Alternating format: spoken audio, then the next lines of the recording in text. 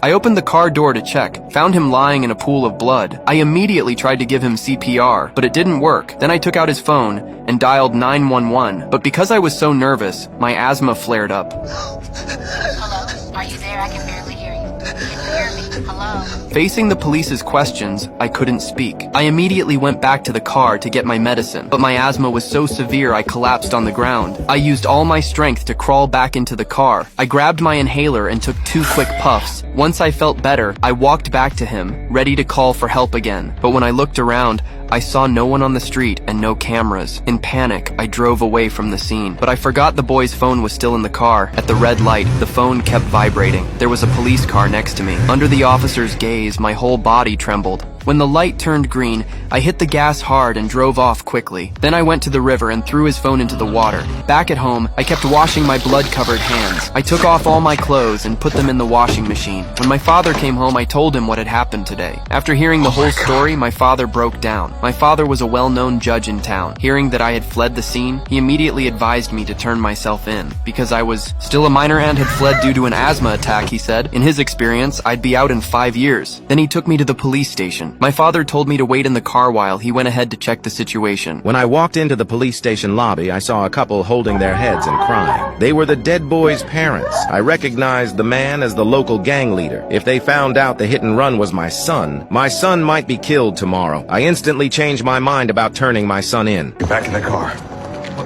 I thought that we had to go in. Get back in the car. But you are the one that said that we had to come here. The boy you hit this morning is Jimmy Baxter's son. Jimmy Baxter is the head of the most vicious crime family in the history of this city. Do you understand what that means? I took my son and left the police station immediately. To protect my son's life, I decided to help him cover up the facts. While I was cleaning my son's blood-stained clothes, the TV was reporting the hit and run. Whoever you are, wherever you are, you should know you will be found. As a judge, I knew how important it was to destroy evidence. I immediately cleaned the blood in the car, then put the clothes in the trunk with stones. But I didn't notice that a blood-stained rag had been grabbed by a dog. I drove to the riverbank and threw the evidence in my hands into the water. Just when I thought everything was fine, a police car suddenly appeared. On the bridge? What the fuck? I had to. Prostate cancer. What's your PSA? Is it over 100? It's 200. I'm sorry, sir. You fly. Sorry. Afterward, I went to see my friend Charlie and asked my irregular means. I needed to disappear, Charlie. No questions asked. But it just can't just be sold. I mean gone. Give me a few hours. Thank you.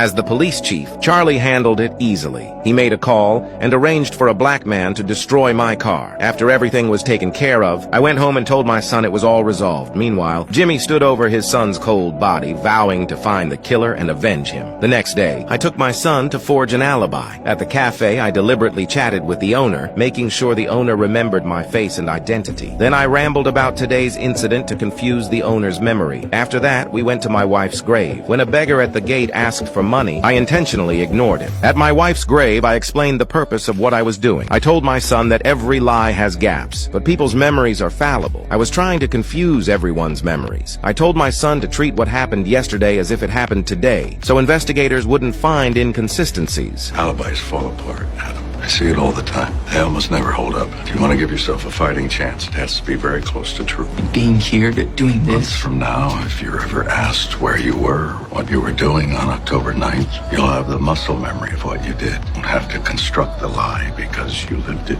But yesterday was yesterday. If the vet at the gate is ever on the stand, do you think he remembers the date or the embarrassing wise ass and his embarrassed son? And Norma, the waitress, she knows what day it was.